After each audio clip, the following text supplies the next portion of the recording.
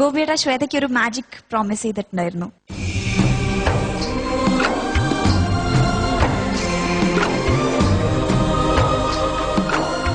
നമ്മുടെ കേരളത്തിൽ ഇന്ന് ഏറ്റവും വലിയൊരു പ്രശ്നം എന്ന് പറയുന്നത് ട്രാഫിക്കാണ്, അല്ലെ? അപകട സാധ്യത ഒരുപാട് കൂടി വരികയാണ്.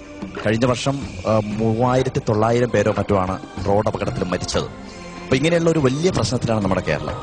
ഈ ഒരു അവസ്ഥയിൽ ട്രാഫിക് നിയമങ്ങൾ പാലിക്കാൻ വേണ്ടി ഒരു സന്ദേശം നമ്മൾ കാണിക്കുന്നു. മാജിക്കിന്റെ മറ്റൊരു സവിശേഷത, വേണുവേട്ടനും ഞാനും ചേർന്നാണ് മാജിക് കാണിക്കുന്നത് എന്നുള്ളതാണ്. അഖിലേക്ക് മനസ്സിലായില്ല? അഖില ഇല്ല എന്നർത്ഥം. Good bye. ലക്ഷക്കണക്കിന് ആളുകളാണ് മഞ്ജു സ്റ്റാർ സിംഗർ ജൂനിയർ എന്ന് പറയുന്ന പരിപാടി കണ്ടുകൊണ്ടിരിക്കുന്നത്. പ്രധാനമായും കൊച്ചു കുട്ടികൾ വിചാരിച്ചാൽ മതി ഒരു പരിധിവരെ വാഹനാപകടങ്ങൾ കുറയ്ക്കാൻ സാധിക്കും. അതെങ്ങനെ എന്ന് നിങ്ങൾക്ക് സംശയം ഉണ്ടാവും. കുട്ടികൾക്ക് രാവിലെ സ്കൂളിലേക്ക് പോകുന്ന സമയത്ത് ബൈക്കിലാണ് പോകുന്നുണ്ടെങ്കിൽ അച്ഛനോട് പറയാം, അച്ഛാ ഹെൽമെറ്റ് ധരിച്ചിട്ടേ പോകാവൂ എന്നുള്ളത്. കാറിൽ പോകുന്ന സമയത്ത് സീറ്റ് ബെൽറ്റ് ഇടാൻ മറന്നു എന്നുണ്ടെങ്കിൽ കുട്ടികൾക്ക് ഓർമ്മിപ്പിക്കാം, സീറ്റ് ബെൽറ്റ് ഇട്ടതിന് ശേഷം മാത്രമേ പോകാവൂ, അല്ലെങ്കിൽ അപകടമുണ്ടാവും എന്നുള്ളത്. അതല്ലെങ്കിൽ റെഡ് ലൈറ്റ് കത്തിക്കിടക്കുന്ന സമയത്ത് സ്കൂളിലേക്ക് പോകാൻ ലേറ്റായി വാഹനം ഓടിച്ചു പോവുകയാണെങ്കിൽ പറയാം, ലേറ്റ് ആയാലും കുഴപ്പമില്ല, റെഡ് ലൈറ്റ് സ്റ്റോപ്പ് ചെയ്ത് കഴിഞ്ഞ ശേഷം ഗ്രീൻ ലൈറ്റ് വന്നതിന് ശേഷം മാത്രം പോയാൽ മതി, അല്ലെങ്കിൽ നമുക്ക് ഒരിക്കലും പിന്നെ പോകാൻ പറ്റില്ല എന്നുള്ളത് ഓർമ്മിപ്പിക്കാം.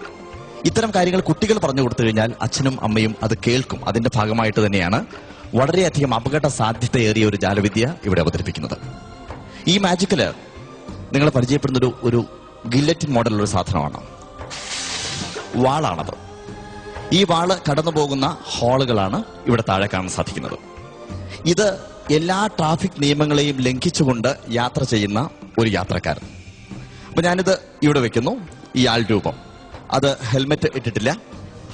അതിലപ്പുറം റെഡ് ലൈറ്റ് കത്തിക്കിടക്കുന്ന സമയത്താണ് അയാൾ യാത്ര ചെയ്യുന്നത്.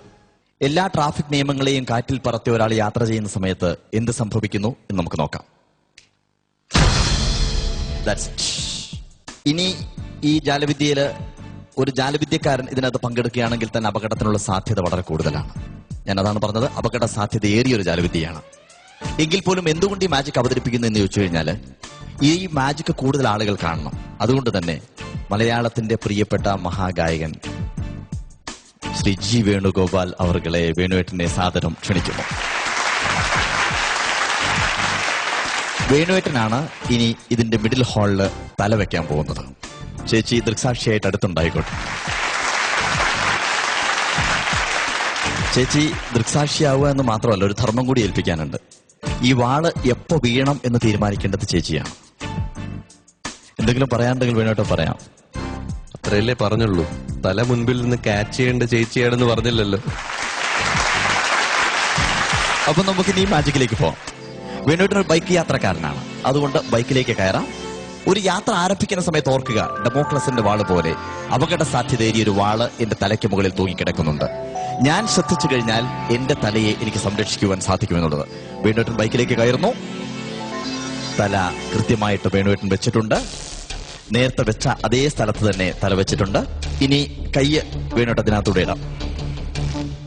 ആ കയ്യില് ഞാനൊരു റെഡ് സിൽക്ക് കെട്ടാം, കാരണം പെട്ടെന്ന് ബ്ലഡ് ഐഡന്റിഫൈ ചെയ്യണ്ടെന്ന് വിചാരിച്ചിട്ടുണ്ട്. ചേച്ചി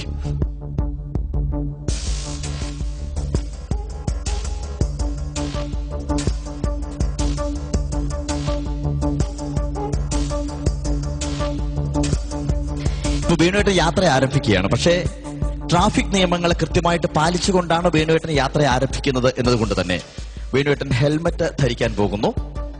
ഹെൽമെറ്റ് ചേച്ചി ഒന്ന് വെച്ചു കൊടുത്താൽ മതി വേണുവേട്ടന്. ഇങ്ങനെ